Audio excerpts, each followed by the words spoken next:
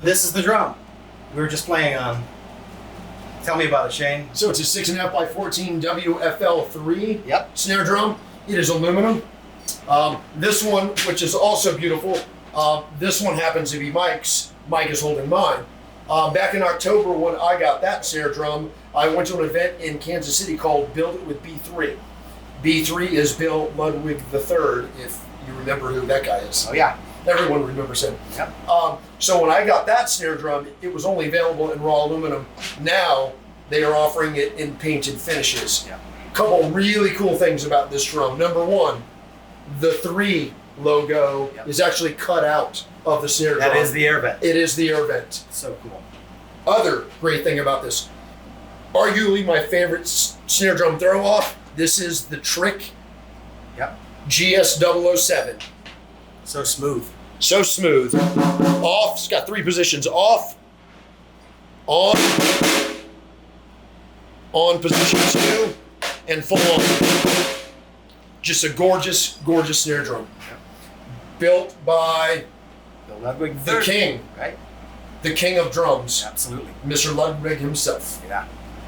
So this is also a WFL III snare drum. Yeah. This is also a 6.5 by 14. This is a nickel over brass. This happens to be the John Humphrey signature series that was both numbered and signed by John Humphrey from Seether as well as from B3. Nickel over brass, basically Ludwig's new version of the Black Beauty. Really killer lug pattern, double stacked. Yeah, awesome.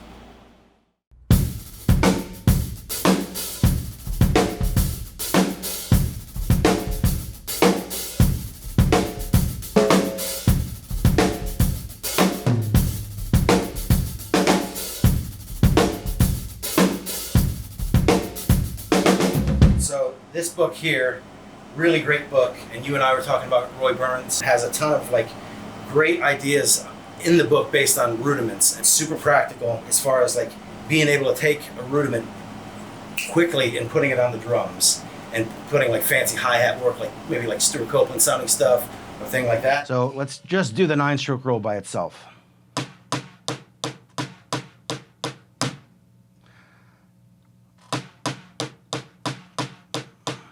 Okay. It goes into a continuous 16th. So what I'm going to do is just play. It's going to just keep in mind, it's going to start with a 9-stroke roll into regular 16th notes. And it's going to sound like this. Up to speed.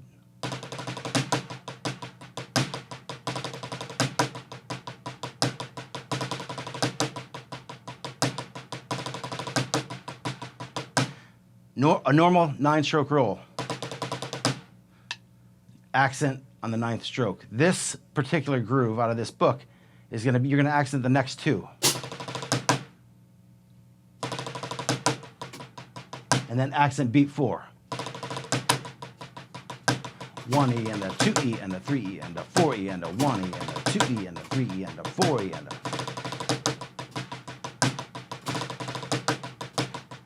He shows you the basic rhythm right there. You learn that on a snare drum or practice pad, get comfortable with it.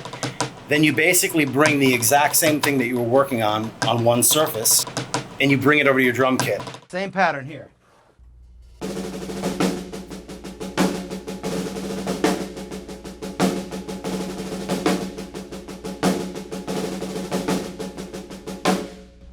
So the first thing that you do is you learn the basic rudiment, and the basic, it's just a one bar exercise, starting with a 9-stroke roll into 16th notes. It's that simple. This is going to be basically your bass drum, your hi-hat, and your snare drum.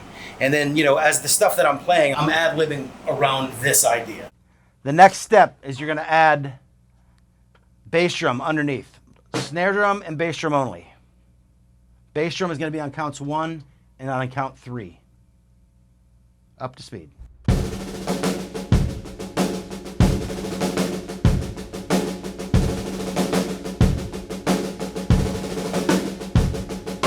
Third step is you're going to play the hi-hats, that 9-stroke roll here. That's your 9-stroke. Keep in mind, with this groove, you're going to accent Come back with your left hand.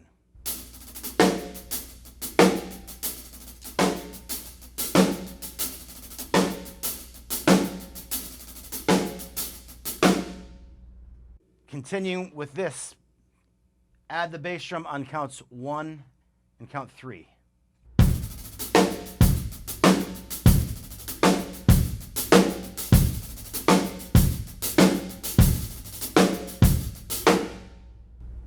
The next step, they just add a little more bass drum. The bass drum is going to be on 1, the of beat 2, beat 3, and the of beat 4.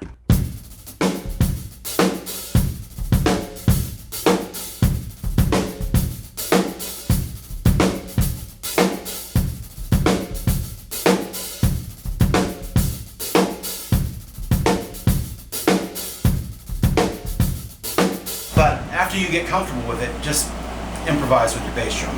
It's as simple as that, but it's pretty instantaneous. You get this, and you put it here, and it's like, well, that sounds pretty good. And they're fun, and they're really helpful for your hands, right? Developing the doubles. So, great book. It's still around. It has a different cover on it now, but it's still around. Definitely worth picking that book up. One Surface Learning. Awesome. I've used it for years. Fun. Here's the groove again.